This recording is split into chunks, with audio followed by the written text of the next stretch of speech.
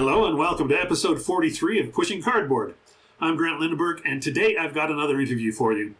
I interviewed Grant Dalgliesh of Columbia Games as part of San Diego HistCon's last online convention. As well as just getting to know him a bit, I took him through a tour of a ton of their catalog and got some great insight from Grant. I'm sure you're going to like it. And instead of a game dive this time, I'll give you a rundown on why I subscribe to a French wargame magazine, even though I haven't spoken French in 40 years. And we'll have a whack of news, some new game purchases, and the regular board wargaming chatter. News. As most of you know, I'm an affiliate of both Noble Knight Games and Cube for Me Storage Solutions. Both have something interesting going on. Noble Knight has its penny sale. They have over 2,000 items priced temporarily at a penny. For every $20 you spend on regular items, you can select one penny item. Cube for Me has come out with an interesting new tray. It's super thin, designed to hold not stacks of counters, but rows, so you can see each one. It looks like it's going to be very good for games that have many different counters rather than piles and piles of the same counter over and over. Anyway, there's links for both of these and many other things from this episode in the show notes, in the newsletter, on the website. Hit me up at grant@pushingcardboard.com if you need help finding them. Worthington is doing something new with their Hold the Line series. They have a Kickstarter for a new Hannibal game using it. Should be interesting to see how well the system adapts. The current unsettled political situation has caught up with wargaming. San Diego HistCon had to cancel their summer SD East convention as the Naval War Museum, that was to be their location, is uncertain of staffing going forward. San Diego HistCon will still have its online convention this summer and the regular San Diego live event in the fall. GMT just released their latest newsletter. Two things worth noting. First, there's a Vietnam version of Combat Commander coming out. It looks huge. It's on P500 right now, so go check it out. And GMT are having a spring sale, April 1st to 7th, where just about everything that came out before this year is on sale, even some of the third-party products. Hollandspiel has just announced another war game. Prelude to Leipzig is by John Thiessen, who has several American Civil War designs at Hollandspiel. Order it now, and they are also offering $5 off on any of his other titles you care to pick up. And speaking of Hollandspiel, I did a video overview of Oblique, their new Frederick the Great game that I talked about last podcast. Check it out if you want to see a visual look at how it works. Sound of Drums, who are just about to release Carl Parady's new Napoleonic game, have already announced a follow-up. It will be on Quatre Bras. The funding page is up, but just as a notification. I'm not sure when the campaign will actually kick off. And then finally, a shout-out to my fellow podcaster Mark Johnson of War Games to Go. He's also got another podcast called Board Games to Go. And congratulations to Mark, as it just celebrated 20 years. That's a lot of podcasting. Check them both out. Mark is a great speaker, he knows a lot, and he takes great care of his audio quality to boot, something I always appreciate. This episode of Pushing Cardboard is sponsored by Noble Knight Games. If there's a game you need, they've got it. They're a treasure trove of out-of-print games you've given up hope of ever finding. I encourage you to try them out. And if you do, please use the link found in either the newsletter or on the website. That way I'll get a little kickback and I'll be able to feed my addiction, and then I'll tell you about what I got, and you can decide if it's time to feed yours. Win-win. New games to the collection. Well, even though it's been over a month since the last podcast, only a modest amount of new material this time. First up, New Cold War from VUCA Games. This is an interesting new game. It's a 4-player game, and it's set right at the end of the Cold War, 1989, and runs roughly until almost COVID. So, I guess that's why they're calling it the New Cold War. 4 players with the China, Russia, the European Union, and the U.S. The teams, it's four different teams, but obviously it's kind of a 2 versus 2, although there'll be one ultimate winner. It's interesting with everything that's going on now politically. This game looks more like history than current reality. But anyway, it's an interesting game. It's it's a bit like Twilight Struggle in that you're trying to influence areas and gain influence over different zones, but the mechanics are completely different. I look forward to trying it out. I also got a little decision games folio game called The Battle of the Scheldt, The Devil's Moat. I haven't tried any of Decision Games folio games. I haven't had a lot of luck with decision games over the years, but I saw this one on the shelf, and it's about a Canadian operation in 1944 in Holland, and the sort of provincial Canadian part of me couldn't resist it. So I bought it, tried it out. I've only played it once so far, so my strategy was all wrong, but it played pretty nicely. I look forward to trying it again, hopefully opposed sometime. Draco Ideas sent me a game called Castel Nuovo 1539. It's a siege game. I don't usually show much interest in siege games, but the Draco Ideas, I'm always interested to see what they're up to, and their component quality is always beautiful. So I was happy to receive this, and you'll get some more information on this either on the podcast or on the website going forward. I'll give it a try for sure.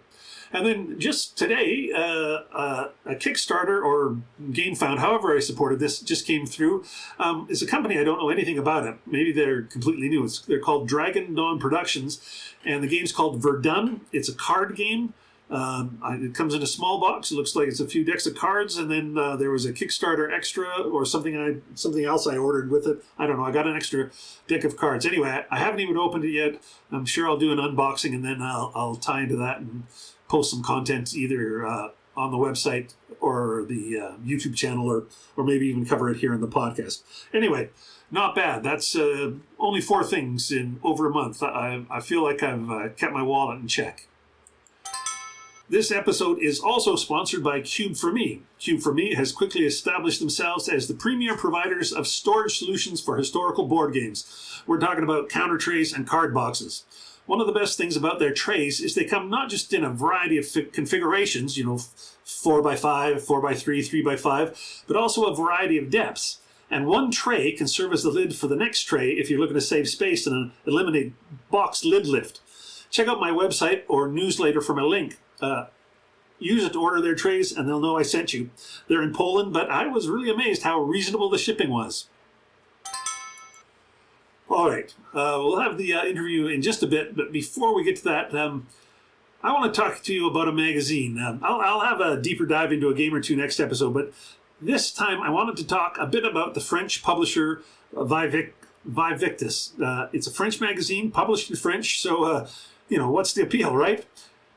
Each issue contains a game, and then they also publish English rules for the game, but not for the rest of the magazine. The games have been pretty good for what I've seen so far, and here's the kicker. The shipping is free. I love the idea of free shipping. Sure, I know it's really just built into the price, but the idea that I pay the same shipping as anyone else, anywhere else in the world makes me so happy. I'm so accustomed to having games I order from the US be almost not worthwhile to order due to the crazy shipping rates to Canada. So this pleases me no end. I subscribed to Vae Victis last year, and I liked enough to renew my subscription again this year.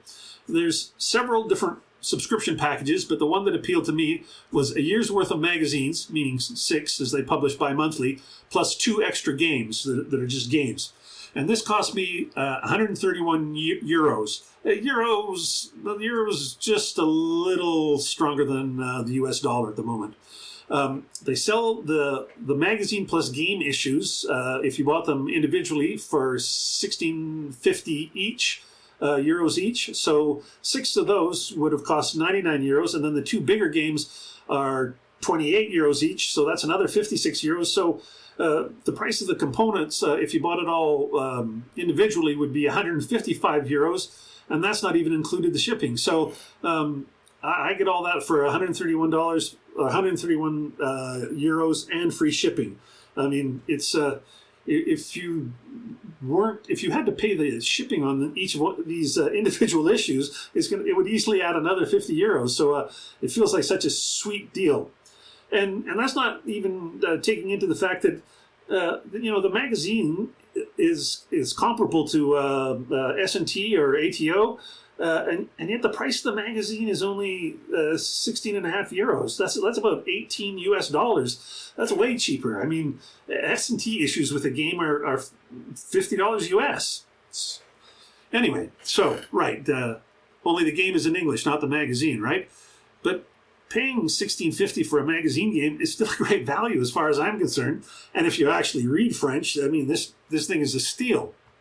The counters are slightly thinner than you see in mainstream games from big American publishers, but they're not flimsy in any way, and they're all 5/8 inch with generally large print, easy to read.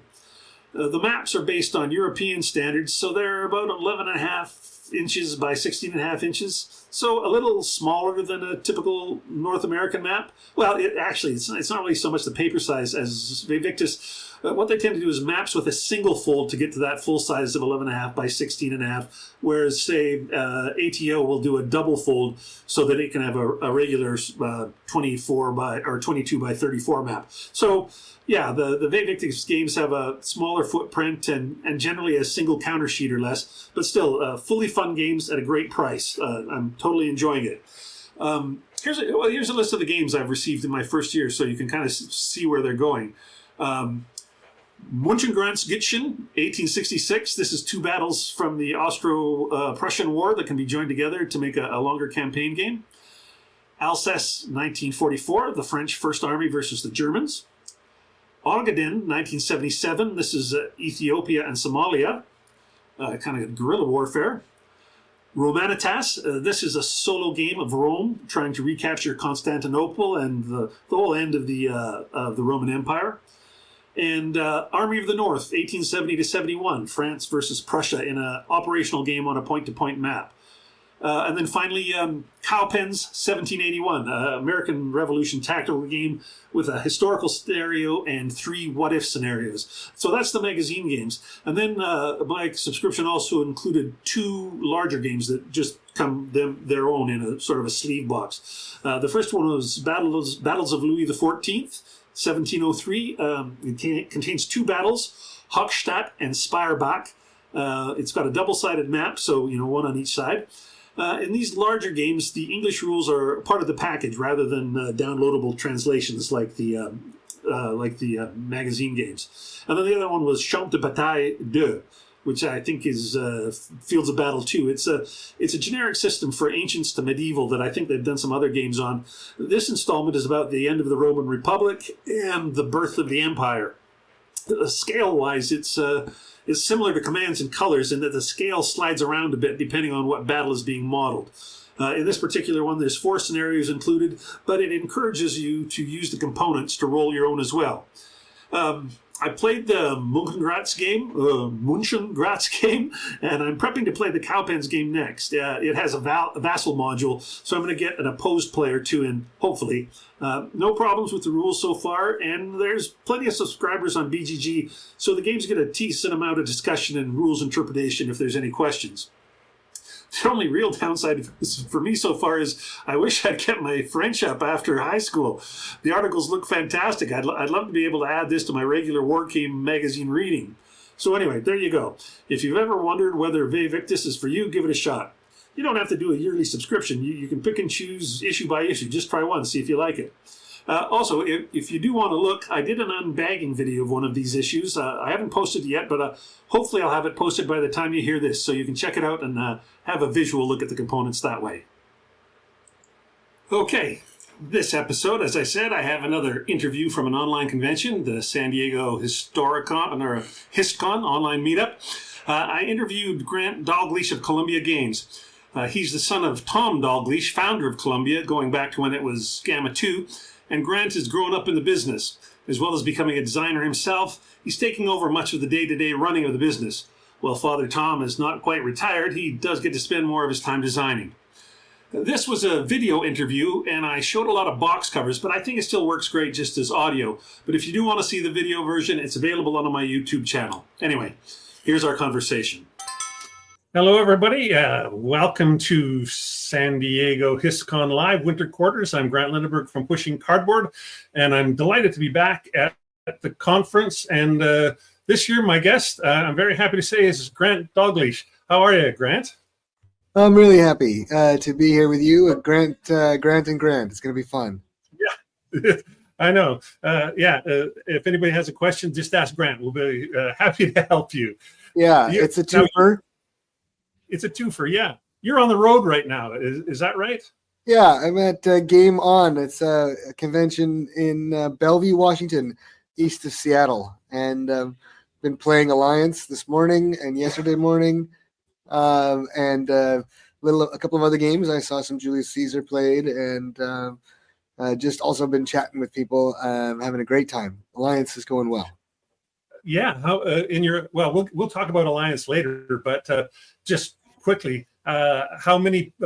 What size of game? That game plays 1 to 7, so it can be.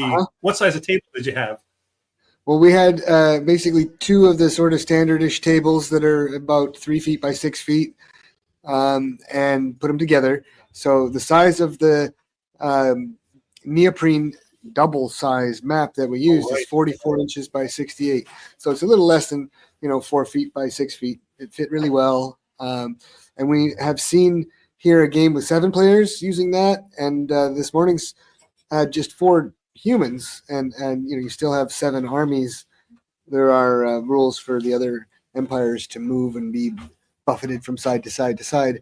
Right. It's just gorgeous on the big map. I've got some pictures. We're going to get those posted pretty soon. Great. Well, fantastic. We'll get to that as we go. But I've never spoken with you. I've known of your games for years. Of course, I'm a Canadian. You're now also Canadian. Colombian.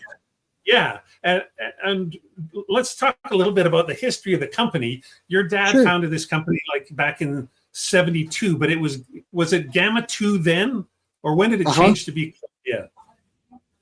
It was recast as Columbia in 83, I think. The name my father said just felt like a bigger opportunity, a broader name that encompassed more than Gamma 2 had. So I think there's a legal structure change too, partners change, things like that. But my dad is the common element through that whole thing. Yeah, right. And Columbia is a great name for the Pacific Northwest, both, Washington, British Columbia. Like there's you got it each way there. Yeah. So your dad founded the company. Was it just him, or was it him and partners, or how did the whole thing start? Yeah, there was the 3 guys that worked together on the game. Quebec 1759 are all initial shareholders or partners in the company. My dad and his friends from college, Lance and Steve, and they started it with just like a few $1,000s and a dream, kind of, and more money went in over the years. I know that it was hard to keep afloat, and I think my dad was the only one with the perseverance who just stayed the course. Right. Well, thinking about that, like that's what 53 years ago now. I was thinking about this the other day. You guys are the longest still standing wargame company that I can think of. All the companies that were around when your dad first started, like SBI, Avalon Hill, all those companies are long gone or folded into something else. Yeah, well, that is just a testament to his staying power and Scottish stubbornness. But it's wonderful, and I can imagine it going quite a while yet. 2025. It's the year I turned 50. It's the year my dad Tom turns 80. It's to me, when I was growing up, the future, like 2000, when we were little, 2000 was like the future, right? And then that came and went, and 2025, it seems a little landmark to me still. So we'll see. I have always optimistic, always have high hopes. Off to a good start for 2025. Well, yeah. And you so you've basically grown up in the business. Like Literally, you've had games your whole life and been whole life. privy to watching your dad design and I'm sure struggle with design problems along the way. How old were you when you first got interested in maybe designing yourself or helping develop or whatever your first entry into the business was? Well, when I was a little guy, I did some assembly work. Like we have our blocks, and we count them or weigh them and put them into like a little formula of the right amount of blocks for the right game, right? And that was a manual process. So that was probably my earliest exposure to it. And we were paid, my friends, and sometimes, I brought friends in sometimes as well, and paid piecework, my dad called it, 25 cents a bag or something. Right. And it was great. I loved it. So we would put them in the bags and earn the money, and then go down to the 7-Eleven and get Slurpees and play video games. So that's one way. We did play, as a kid. I played some of the family-oriented games that we had in my dad's line, in our line, I guess. Klondike was a favorite that I like early. I can remember playing Klondike at 9 or 10 years old. Slapshot? Didn't play that until quite a bit later in my life. It's odd, but it was out of print for a long time and hard to find. So probably I remember we brought it back in 2010, 2011, something like that. After 20, 25 years, kind of asleep. When I was real little, my dad would he would make games up all the time. Like just we played the game like the dictionary game that most people know, or the categories kind of game. He adapted a Monopoly game to a horse racing game where you were jumping over the hotels like a steeplechase. He called it. You're jumping, and if you land on it, then your horse crashes. But if you jump over it, then you're okay. And that was just those things are all formative and important in my childhood. It's later again that I got into the role-playing stuff, the hard stuff. Played some of that, generated the characters. That was lots of fun. And then later again, I really became a big fan of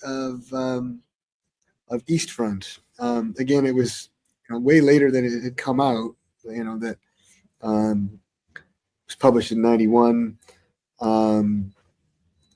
And I don't think I played it intensely until quite a few years later. But in 98, 99, 2000, kind of I remember that period of time. We were playing a lot to Origins and Gen Con every year, and I played a lot of those games. Really had a wonderful time.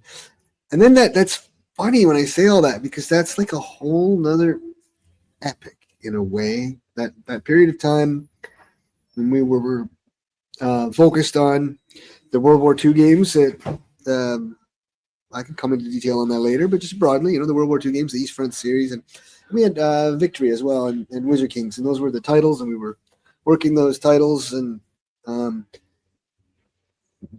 what I'm amazed at is when I think about where I'm at now. We got Hammer of the Scots and Crusader Rex and Richard III, Victory in Europe, and Julius Caesar. My goodness, now Alliance. Some of these titles are very important for us as a company and a family business, but and I didn't have them back then. Makes me sometimes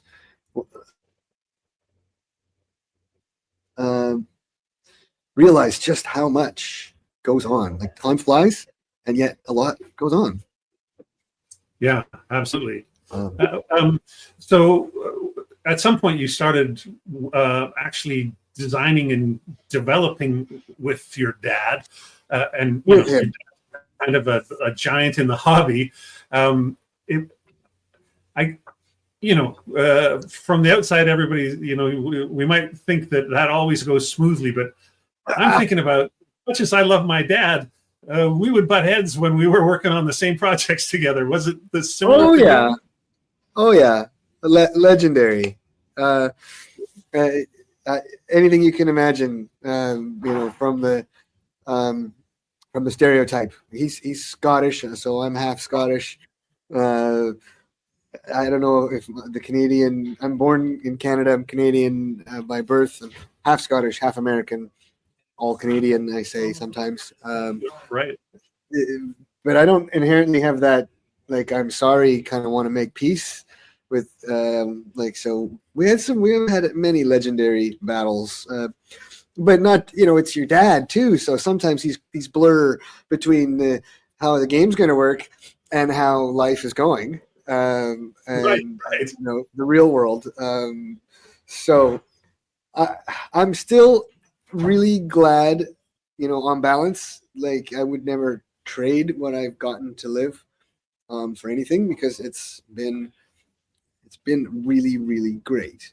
But yeah, it's a little tumultuous from time to time.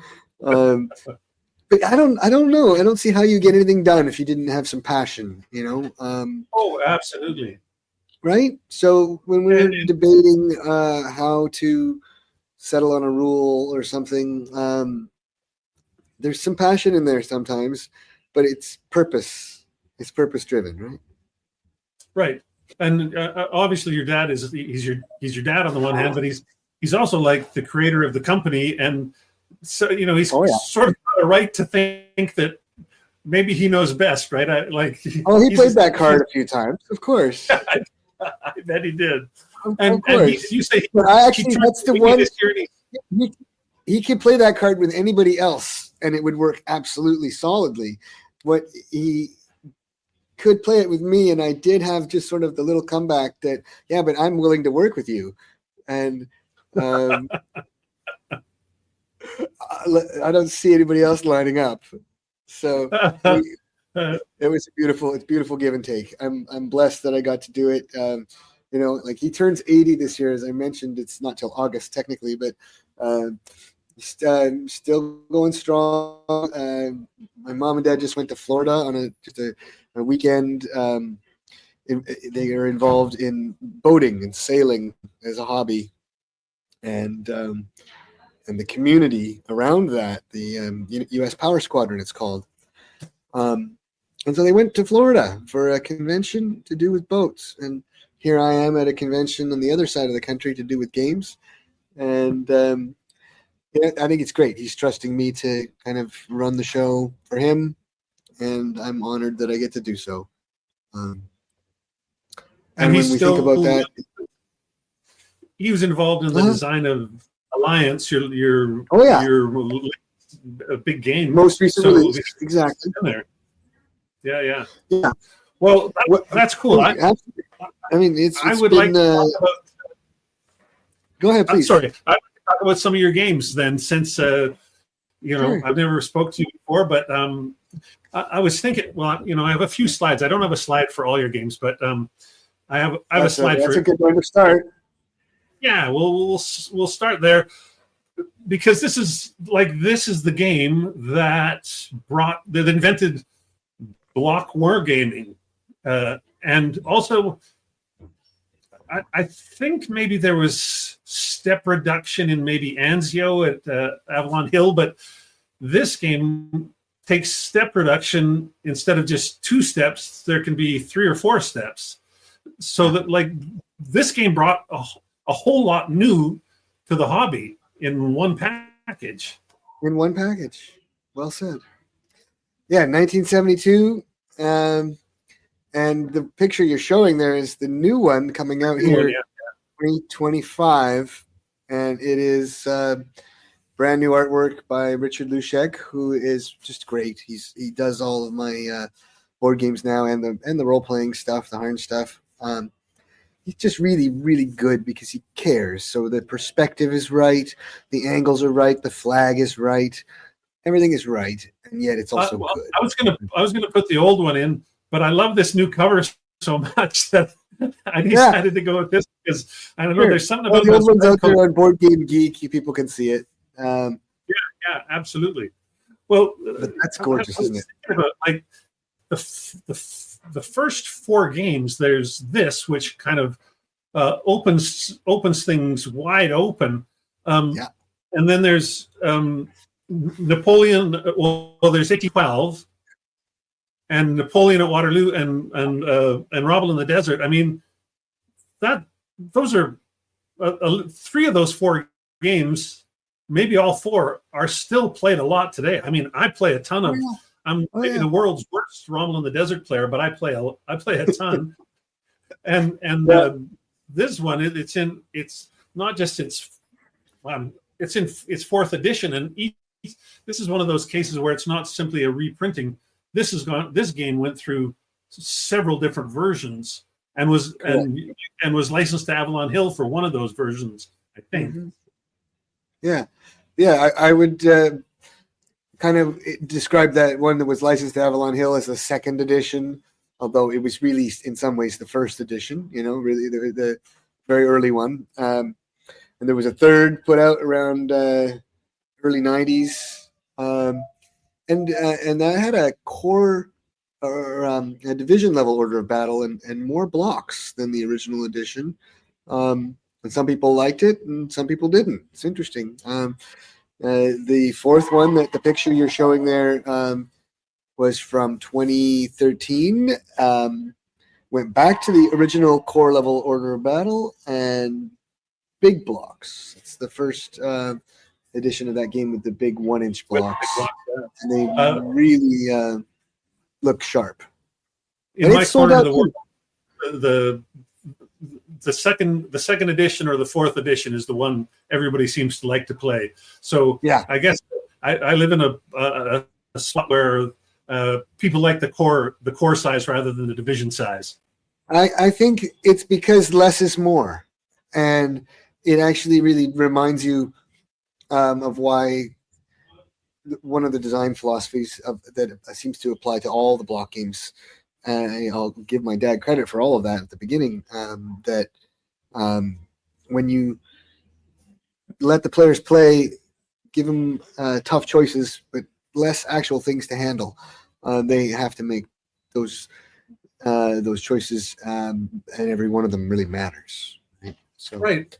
That's kind of the signature of Columbia Games is simplicity and elegance. Like I'm always amazed at how much game I get in 8 pages of rules. I mean, we'll go to the next one, because this is probably my all-time favorite Columbia game for sure. Yeah.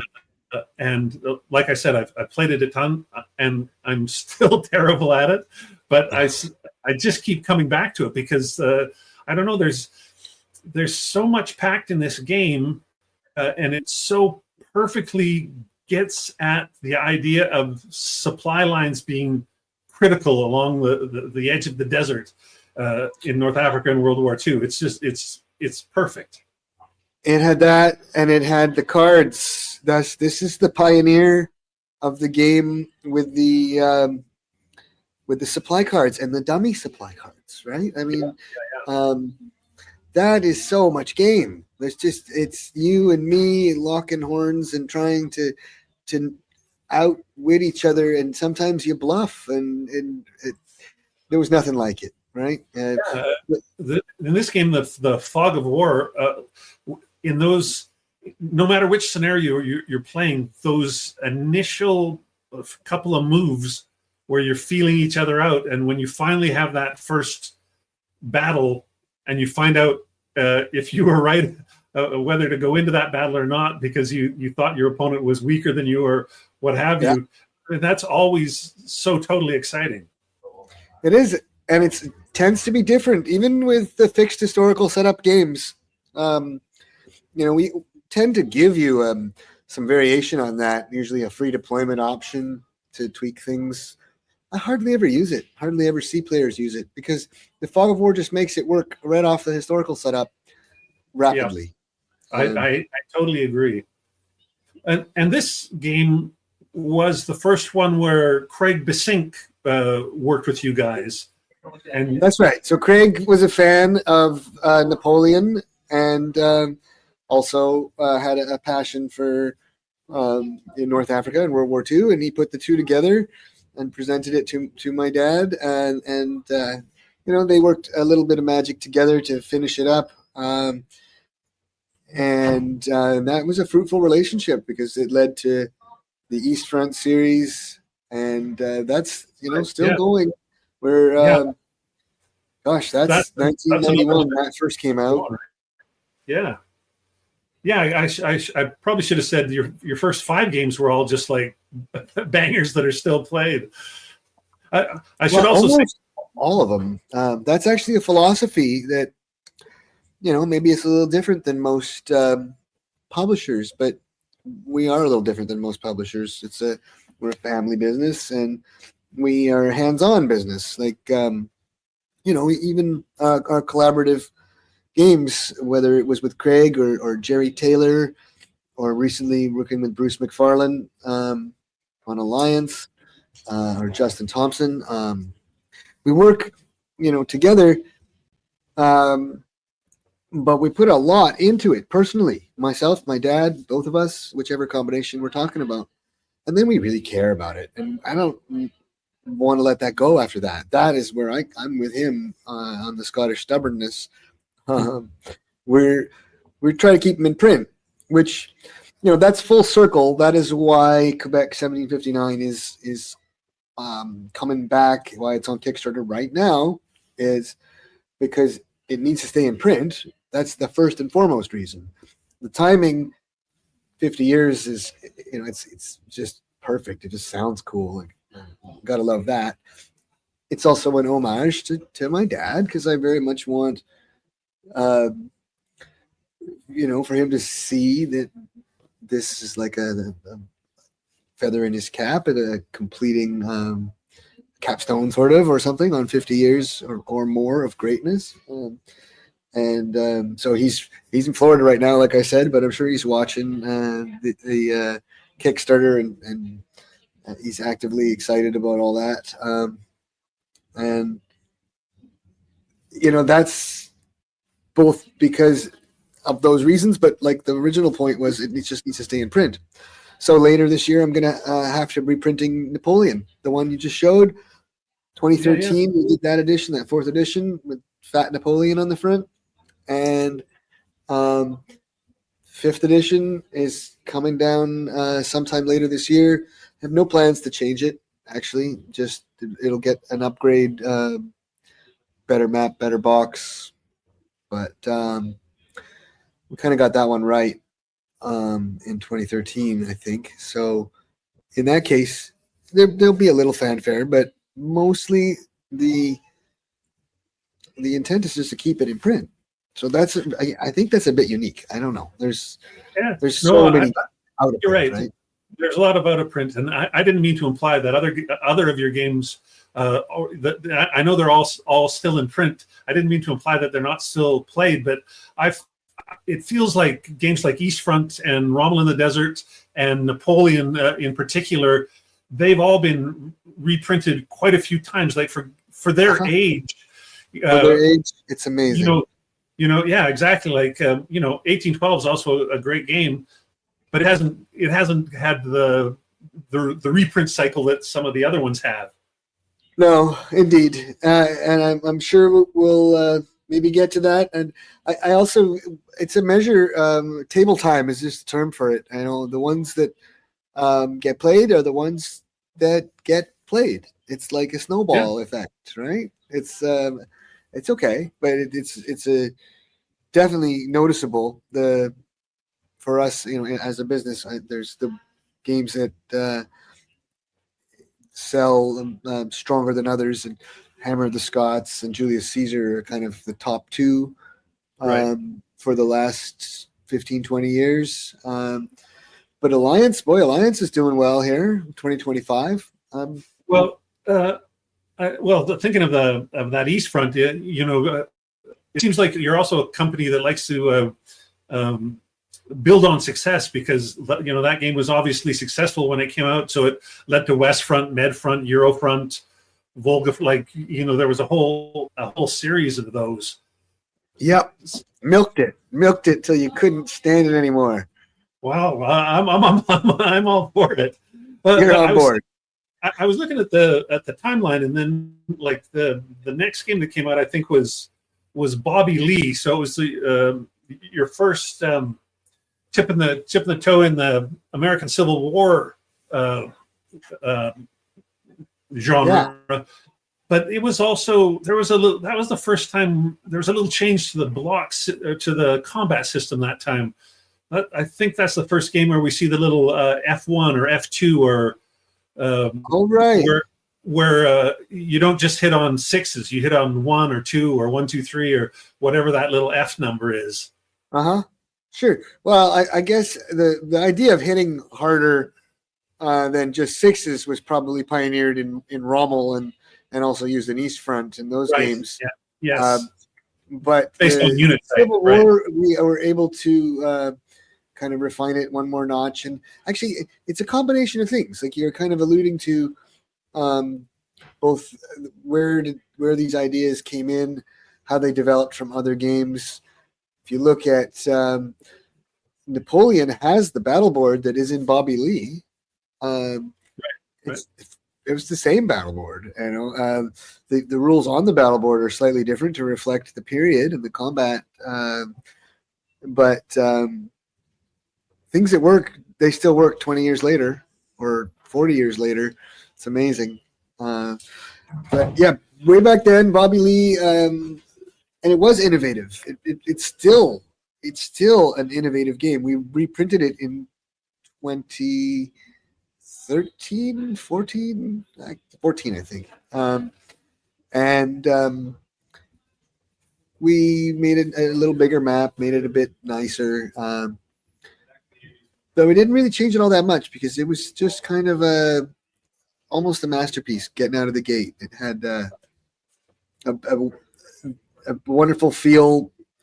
Again, what really works in each of these games that I'm so pleased that my dad figured out what one thing or two things were necessary to make it feel like the period or like experience. And in Bobby Lee, it was the fact that you had headquarters that were representing the Army of the Potomac or Northern Virginia, and there's steps on them, and the steps reflect how many times you can go, and then you're dialing it down, but you can go and go and go until you're kind of pooped, and then you got to rest. You got to build, and that is dynamic in that game, which is interesting. Now, East Front, it's fixed. There's 2 game turns per month, like 2 weeks. And then there's a production phase. In Bobby Lee, it was spread out over a range of time, dynamic, and it represented a quarter of gameplay, like a quarter of a year.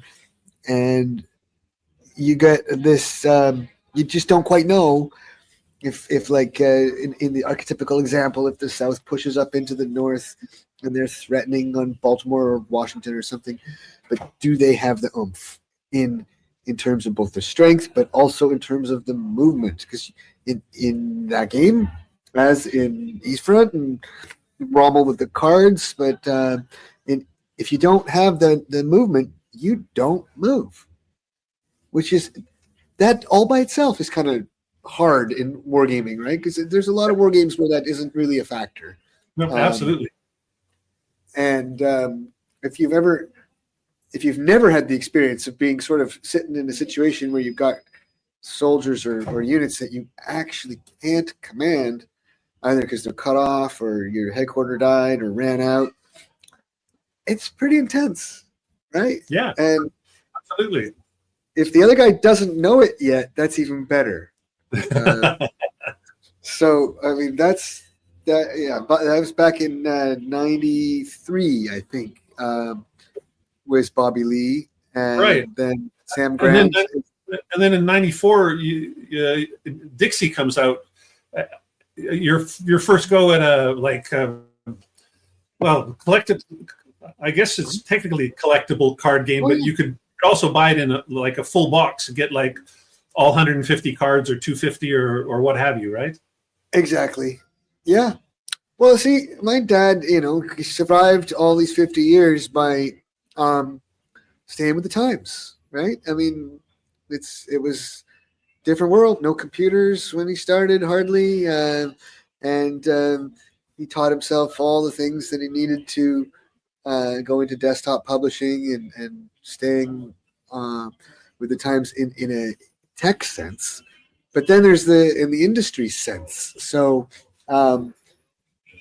in the way back and at the beginning of the company, his passion was to found the historical game company in Quebec in 1812, and the Napoleon game were the fruits of that, and then he had a reality check that maybe you were some caps or limits on how many historical games you could sell, and with some hopefulness, created some other games that were Klondike, The Last Spike, UFO.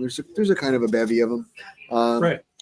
and then he found that those, in fact, also have a little bit of a wider market, but there is also more competition, difficult to differentiate yourself. The loyalty of wargamers is legendary, and we appreciate it. And to finish the point, a little later, role playing was hot, and so he saw an opportunity with the Harn world. It was brought to his attention, and he said, "All right, I got to publish this because this is going to be hot." And then so the Dixie cards were our answer to the craze of collectible cards, which no one can argue that was crazy, and so we jumped on it and we did it our way. Does Dixie does it still sell it, or is that still is it a going concern for? Does it still play? I have no idea. Yeah, if you were to ask like a businessman, does it still sell? He'd probably say just no. No, it really doesn't sell. Once in a while, of course, it actually does sell. I think it probably does get a little bit, not quite enough billing on my website as well. And it's hard to do everything. We've got to run the business. We got to wave the flag. We got so many things to do. Sometimes some of the older games don't get the love that maybe they should, but it's a chicken and egg there too, right? Short answer is no, it doesn't really sell. But there again, I'm not really letting it go per se. Right. Maybe that's the Scottish stubbornness, but it's still great. It's not the overlap with the wargaming audience is there, but there's also like some old grognard type wargamers that are going to go, well, where's the hexes or where's the blocks or like there'll be a little pushback there. Yeah. But I was looking and I don't have this one. I've got a lot of these games, but I don't have Sam Grant, which was I guess the next Civil War game. But I was looking at the blocks on that one, and it looked to me like the blocks went back to the old school. Like there was no F1 or anything like that. It looked like it had gone back to the old Quebec 1759, it looked like a bit of a throwback. No, well, there's infantry in that game still hit on ones and twos. And maybe it's just not on the blocks. Oh, I see what you mean. Yeah. Yeah, well, there's different design, decisions made every time. I think when Sam Grant came out, Bobby Lee's blocks were also revised at that time. So I think it's just an artistic distinction that, sometimes the information is given on the block. Lately, we've been doing more and more of that. Like Alliance has everything you need on the block. Right. Wizard Kings really have movement, cost, firepower, and terrain. Everything, all covered. Right. I think people, the less they have to look in a rule book or at a player aid, the better, right? It keeps their eyes right on the map. We were not looking at that rule book for Alliance, not once. We played the game, not once. You don't need to look it Yeah. up. Well, you've got it down. All the things you need to do to keep the eyes on the table by this point, for sure. But I have Pacific Victory, which I've only dabbled with, but like Victory was the next sort of big series, and that's like if we're going through it in order, that is 1998, and it is funny how that one works, because sandbox is the best description for it. I agree. Get to do exactly what you want. Create your army or your navy or your air force to your own specs, and duke it out, right, on geomorphic maps. That was kind of a big innovation, but all of that went back to a game that my dad and Robin, who was involved in Harn, creator of Harn at the beginning, had created. They called it Power, and it was that game, basically. It did have the logistics component in it, which was really important, that came into Victory, where you really had to maintain not only your ability to produce troops in general, but specifically like Air Force production and naval production and army production. Each of the three branches were tracked separately in the old Power game, and that was in Victory. It was just an advanced set of rules called the logistics rules, which they're kind of integrated and funny. They're back in Victory second edition, which was 2018, 20 years later. I kind of integrated them right into it because I found it important. I think it's how you get a lot more scenarios. It's how you sort of break down stalemates. Is you can go after the production, you can cripple the production, and you can get ahead of the guy. That's kind of an important part of it. But yeah, 1998 Victory came out, and it came out well. We had a whole lot of maps and armies, other colored armies, so that you could play with multiple players. And we always did actually have a plan to put out other things, other time periods, and other just kind of different things you could do on those Victory maps. But being a small family business, we just couldn't do everything. And right.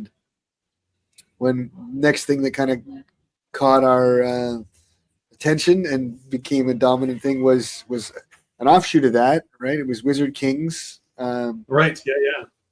And we called it Fantasy Victory in the development. I mean, we actually did call it that and debated naming it that. But and that was that's basically the same game, but pushed into a fantasy setting. Yeah, basically, the fantasy setting has a little more theme. The armies of elves and orcs and dwarves and things have all of the things that you'd expect to see out of Tolkien or any other kind of literature, or D&D or Harn for that matter. And wizards. I mean, wizards were cool. They're units in the game. They're blocks, right? But it's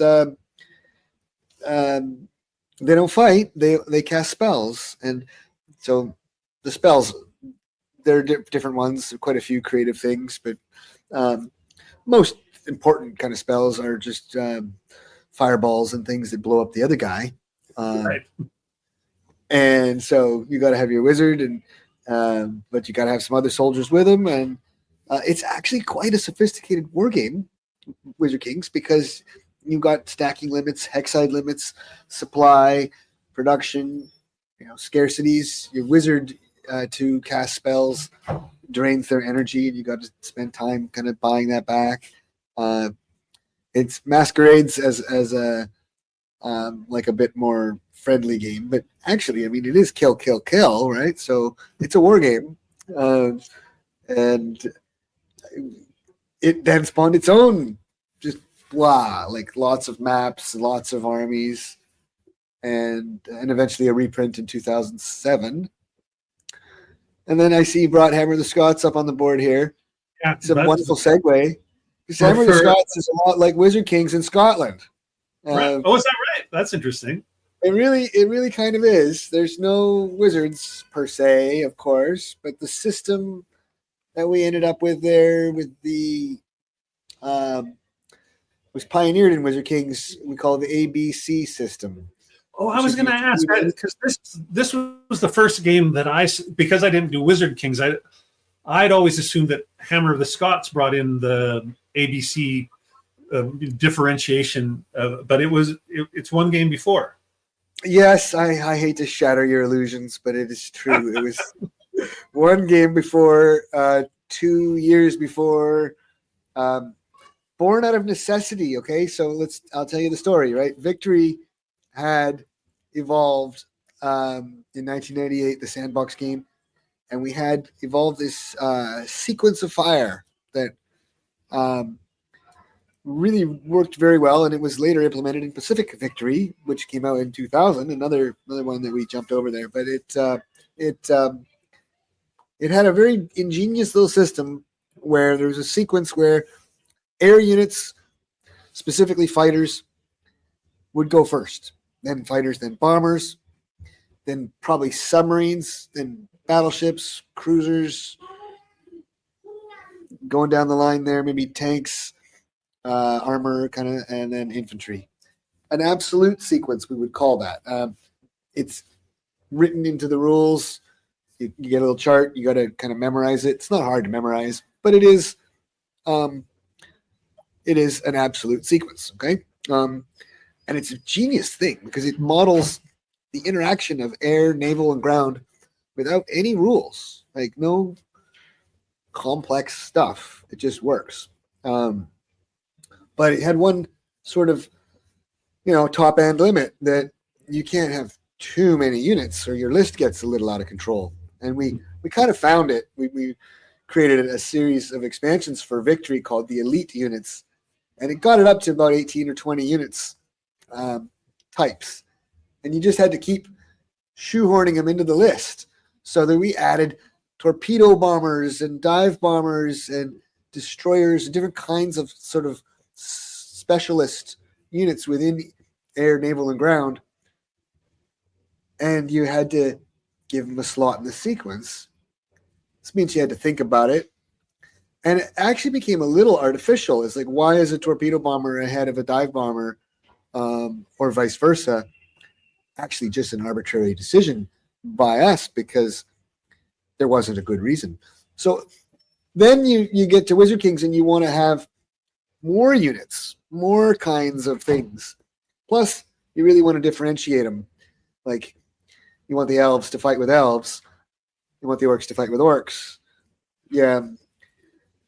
And why is an elf faster than an orc or whatever, right? It just doesn't make any sense. So from all of that was born what we call the nested initiative sequence. So Victory's got the absolute initiative sequence, and Wizard Kings adapted it into the nested one with the A, the B, the C, and beyond if you need it. And there, now I can kind of have my cake and eat it too, right? I get the sequence. A still reflecting flyers and maybe archers. B is generally reflecting horses, mounted things. C is generally reflecting infantry and things of that nature. And D, real slow stuff. And within that, you can have, many, many, many, many unit types. And when you look at Wizard Kings, our second edition of that game, there's well over 100 unit types. So, yeah. And Wizard Kings, that was your design, a solo design, or did your dad work on that with you? Oh, well, solo in terms of my dad and I. I would say, we're almost indistinguishable when we're working together. Right. And he's in the year 2000, I was still just kind of a kid, really. So the he cast a big shadow for sure. But I would say that was maybe one of the years. Victory and Wizard Kings was some of the period there where I personally became very influential, I think, in the design decisions. Although I remember thinking about how to deal with issues to do with Dixie and Shiloh and Sam Grant in the earlier 90s and things. And I remember trying to work with him on Battle Lust in 92 and lots of things. I mean, we have all kinds of. Well, it's really interesting that you came up with the ABC thing one game before Hammer of the Scots, because I'm not the only person who thinks that who was under the illusion that Hammer of the Scots was where you brought that in, and perhaps Jerry Taylor's getting some credit that he doesn't quite deserve. Well, okay, but we'll give Jerry Taylor credit for making sure this game happened and that it combined a bunch of pieces together. It's got the history that we want. It's got the ABC, which is a nice, simple, clean mechanic. It had the cards, and that might have come from Rommel. You could argue if you want, but but they're different. But they're different. It's not just supply now. Yeah. There's an evolution to this, and when we keep going down the road here, you'll see, with Crusader Rex, the addition of sieges, for example, or sea movements or things, and then some of these things end up iterating. And when you get to Julius Caesar, I find it just fascinating to me that the sea movement mechanic in that game effectively harkens back to War of 1812 from 1973. With lakes in the middle of the map, Lake Ontario, Lake Erie, and the struggle to keep the ships out on the lakes. And if you own the lake, unopposed, then you can use it as a stepping stone to move an infantry across. Yeah. And that's how it works in Julius Caesar. It's just the Mediterranean, but it runs up the middle of the board. Yeah. You need navies to control it. Julius Caesar, that was I think of it as in a way one of a piece with Hammer of the Scots, Crusader Rex, Richard III, and then Julius Caesar. I think of those as sort of one little chunk of games. I know Jerry Taylor did the first three, and this was you and Justin Thompson. But this game really feels like a piece with those. But this one, I like all the games, but this one is probably my favorite. Oh boy, yeah. Really, you sure get a lot of tension for minimal kind of setup, minimal workload. You get a lot of healthy stress, good old-fashioned nail biting. What can I do? How do I make this decision? It's not a lot of decisions, really, right? It's just a couple of small but critical decisions based on not quite knowing. Yeah, that I was going to say that when I think of the block fog of war thing, this is another game where it's like, it's always just like, does he or doesn't he? I'm always thinking about that when I'm making a move. Right, and it's very important for making for a game that you're going to want to play again and again and again. And that in the long arc of Columbia Games and the history of the company, that's always been a goal. I can't say we always got it right or 100% right, but we sure try to make games that you're always going to want to play. Like, it doesn't matter. You should not probably tire of most of these games because they're going to be exciting, fresh and new. Like, each new game is its own fresh, exciting experience. I have found I'm still playing Julius Caesar, playing right now on Rally the Troops, that awesome website. I wanted to ask you about that because these 4 games happen to be the 4 that you guys have licensed or granted Rally the Troops the opportunity to put up. And Rommel's I think there it's too, actually. What's that?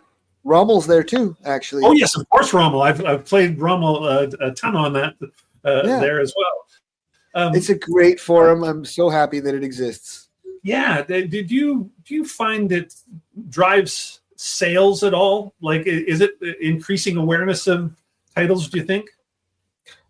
I choose to believe so. I don't have any metrics that can really measure it, but we're doing well, and people do continue to come into my orbit, and I have to assume it's the word of mouth that comes from experiences like that. I also don't mind either way, whether I can prove it or not. I mentioned earlier the concept of table time. It's the same if it's digital table time. If your attention is in the world of blocks, if your attention is on Columbia games at all, I'm happy, right? I mean, that stands to reason when you really think about it. But to me, it's quite clear that it's a net benefit that it's out there. I'm wholeheartedly supportive of Tor, and I guess the whole community is grateful to him. There's going to be quite soon an Alliance and a Quebec module on Rally the Troops. So look at that. And anybody listening, I'm on there. I'm Grant Stewart Dalgliesh. That's me, and you can come and play me. I love playing. The way it works asynchronously, so cool. Yeah, it's totally cool. I love it, but I just have to think that if I own Julius Caesar, but if I'm playing somebody who doesn't have a copy, but he's playing it for the first time with me, and he likes it the way I like it, I got to think that's going to inspire him to buy the game for when he's, if he's got people that he plays with live. I believe it to be true. I think it is. I think so, and I'm going to continue to will it to be so because we're doing okay. The game continues to sell. They're kind of evergreen titles. Is the expression you use, and the support that we can get out of it being played on other channels. Rally the Troops is one. There's the Steam platform as well. All of it is just good. All of it is a wonderful thing for keeping the blocks rolling. If you can roll a block, I just have where block don't roll. A couple more titles that I want to ask you about before I threw them all. But one that I've just been playing recently is Shiloh. So coming back to the Civil War games, and it's I don't think it has the ABC thing, but I think it goes back to the F1, F2. No, it does. Shiloh has ABC for when you get into the melee. It? Yeah. Oh right. Yeah, but it also has the ranged combat with the artillery from area to area. Yeah, kind of a hybrid. If you look at our Civil War games, we've got Gettysburg. The Battle of Gettysburg is a hex system. We got the broader scale Bobby Lee, Sam Grant Civil War at a hex system. We did our Shenandoah game. With roads, point-to-point roads, and Shiloh is areas.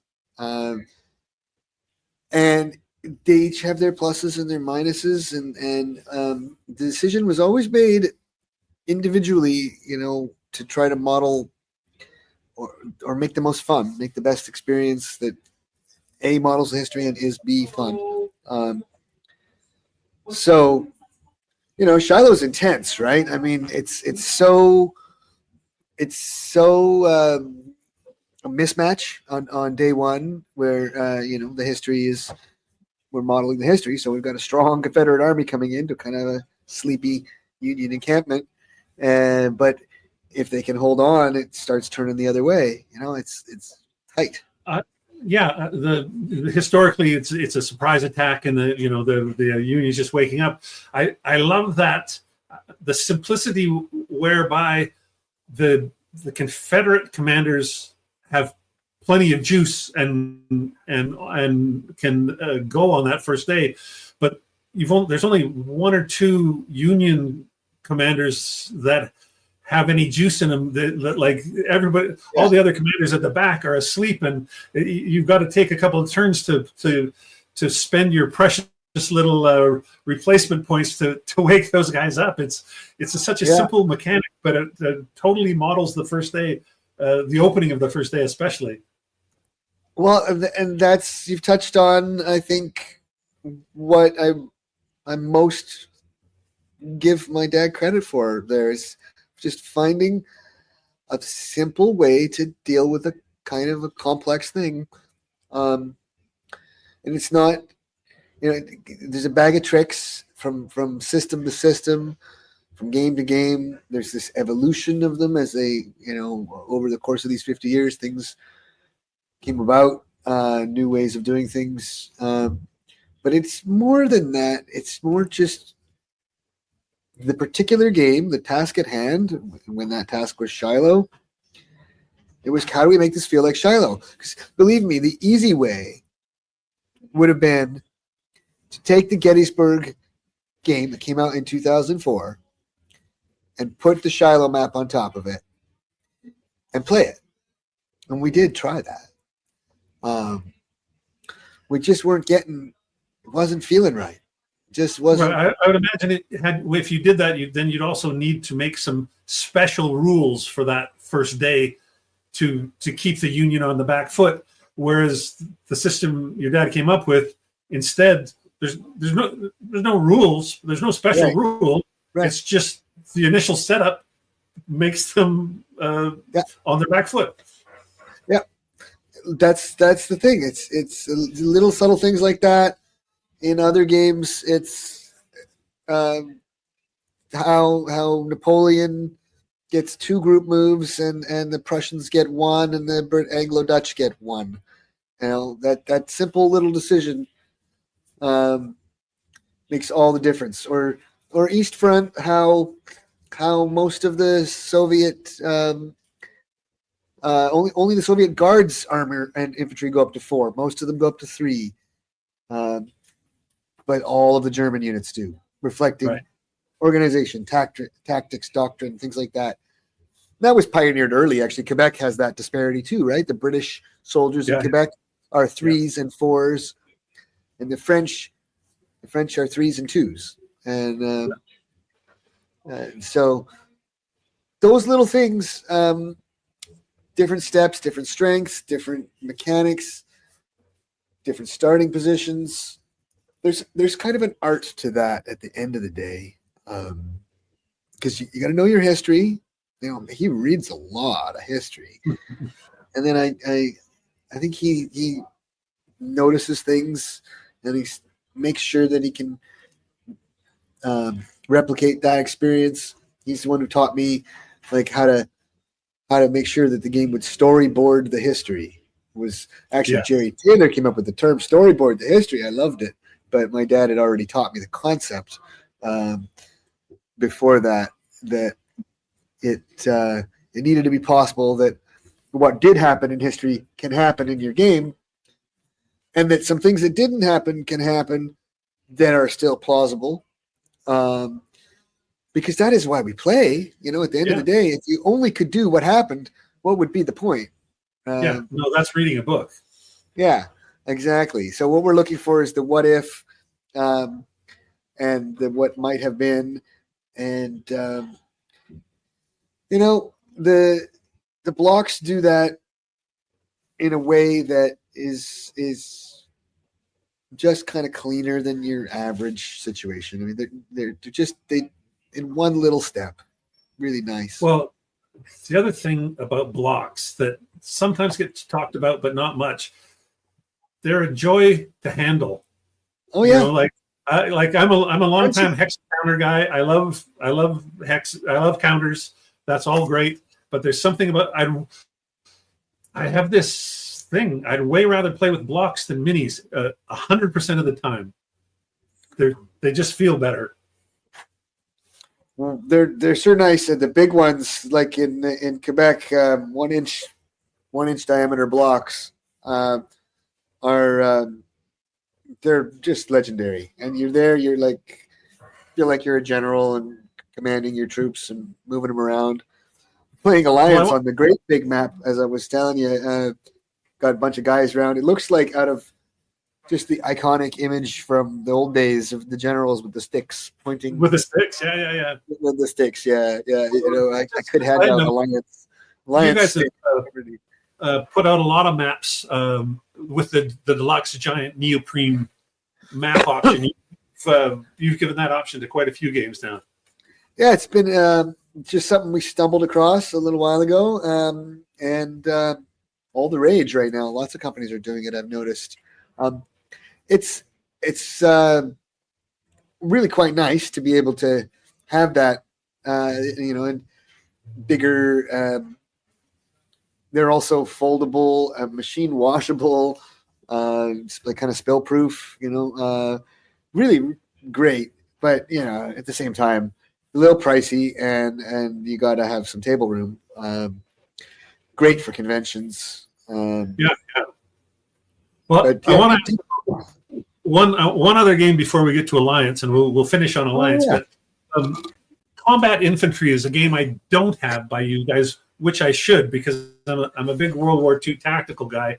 But yeah, man, thought about doing tactical with blocks. That's really an interesting idea. Right.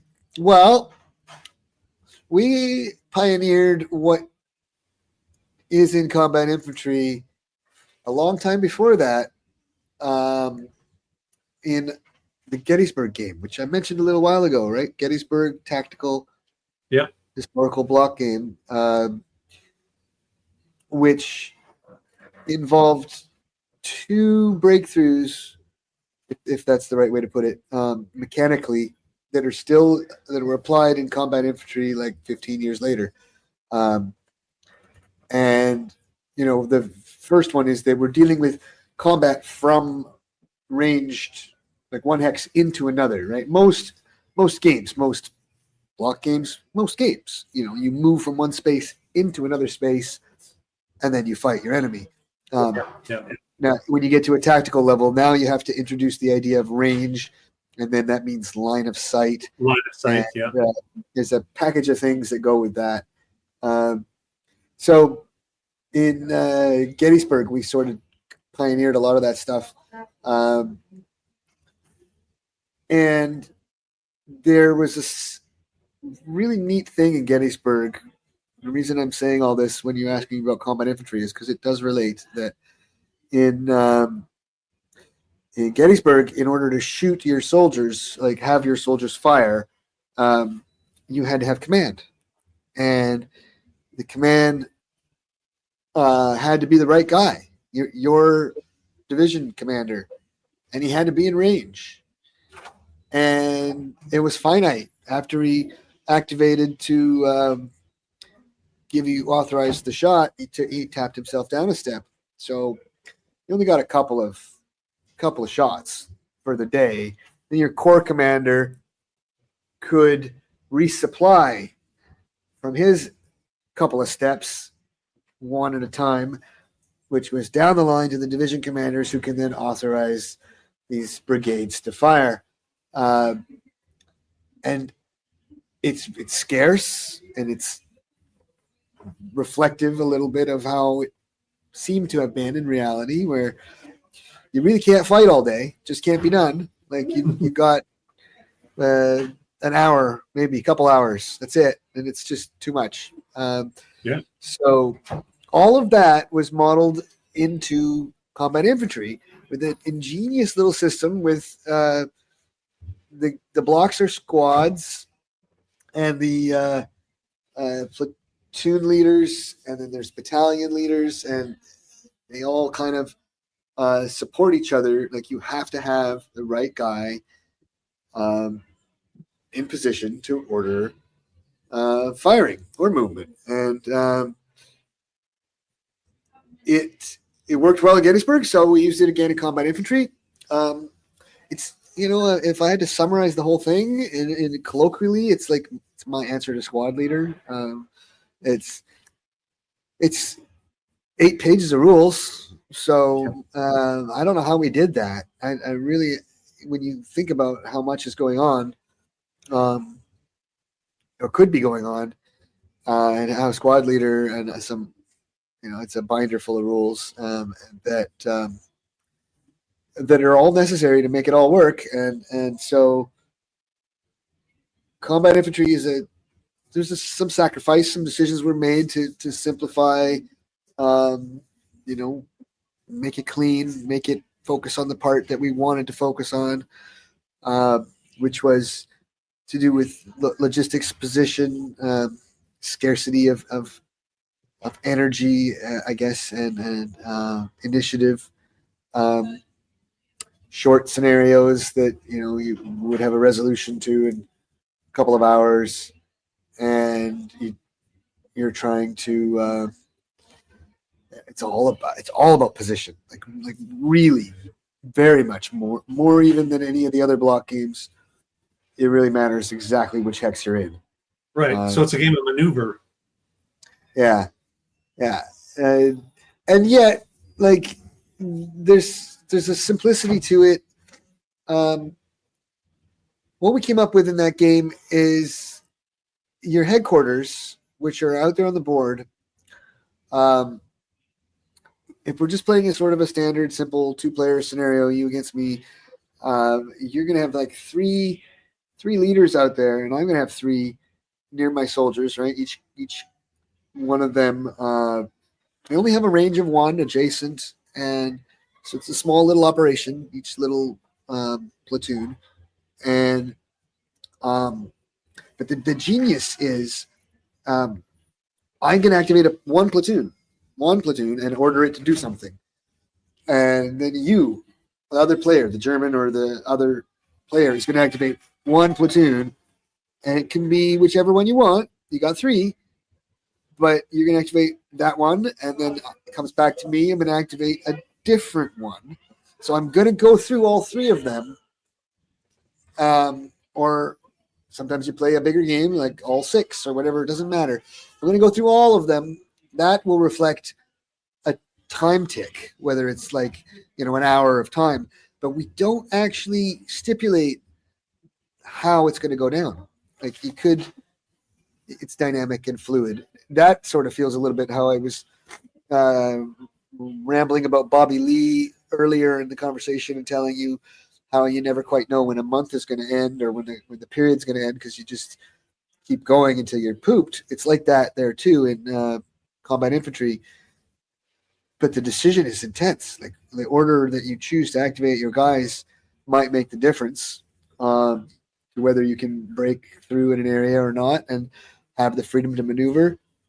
And then at the same time, it models the idea that if these guys have had their turn, they're done. And if you can maneuver around them, congratulations. And it might help. And it's a simplification. All of that we just described allowed us to not have complicated rules. For example, for one of the most poignant things in squad combat tactical combat is opportunity fire. Like, every game has it, but combat infantry doesn't. And it's an interesting point. It's a sacrifice on our part to not put it in. We understand that you're missing something, because it kind of happens in a way, like in a common sense, if something moves, you shoot at it. We understand that. But in a game sense, it's cumbersome and it's not fun to play with. And it's like disjarring usually. And we couldn't come up with a system that we loved. So essentially we threw it out, but it's modeled with this, what I call interleaved command activations, where the headquarters, I go, you go, I go, you go.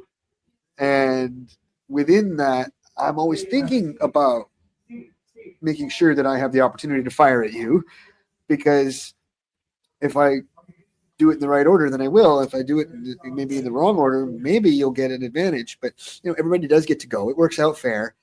And it's that's a long-winded way of saying that combat infantry is a unique take on tactical combat, where again we've tried really hard to do the Columbia Games, Tom Dalgliesh, magical thing, where we take a complicated topic and synthesize it down into a clean, simple game where it's fun to play.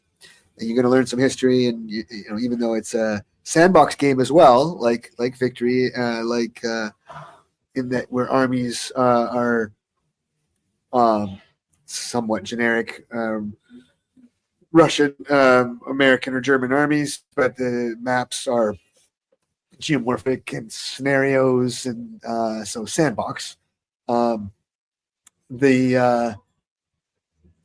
You still learn a great deal about how about tactics and how to move armies, move small unit armies.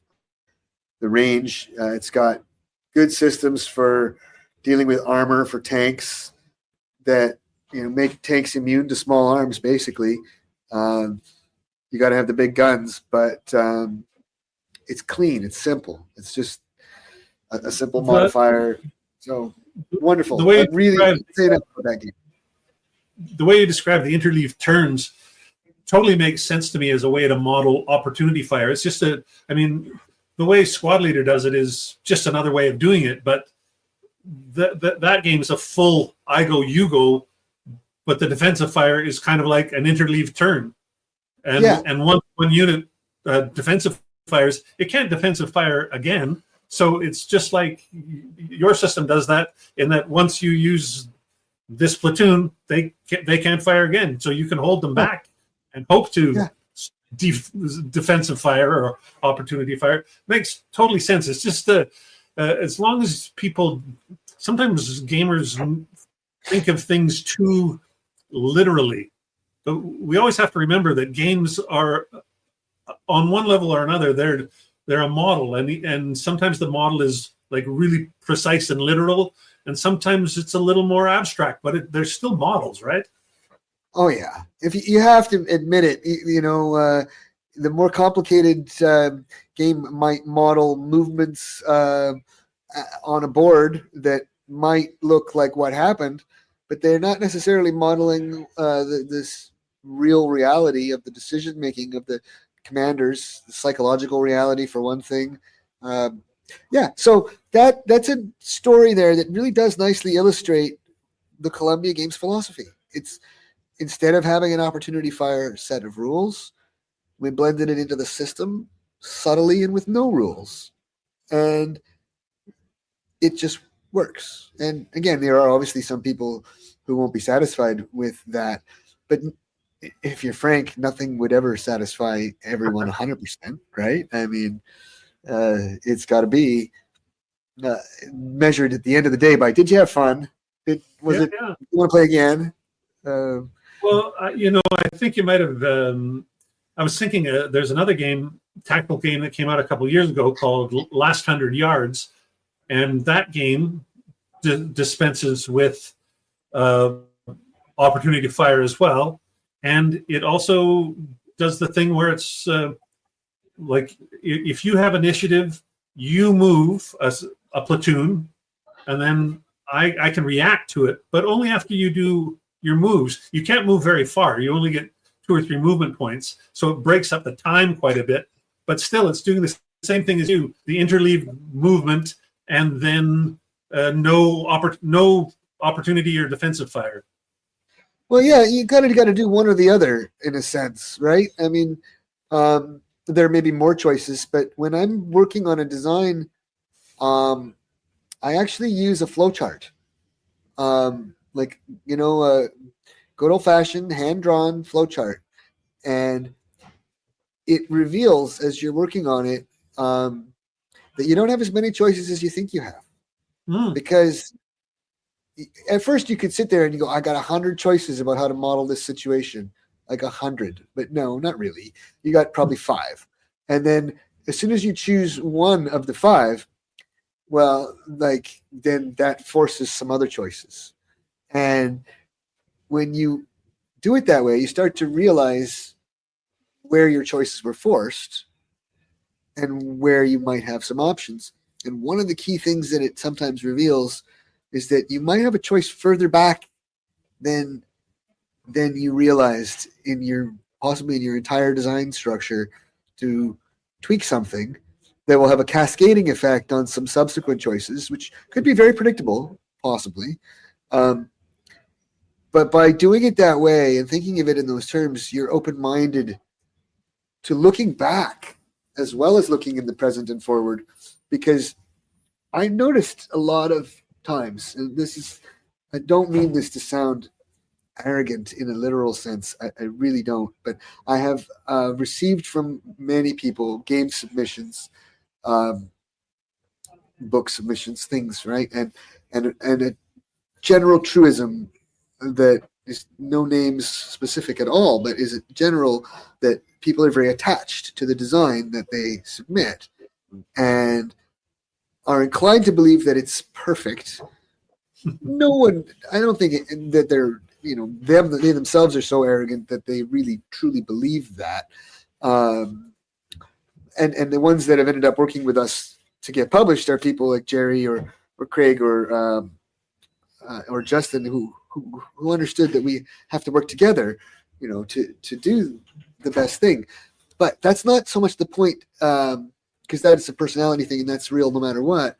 What I'm talking about here, and the segue from the flowchart thing, is a lot of times you get stuck on thinking that your most recent decision is your only decision that you can still tweak, like that.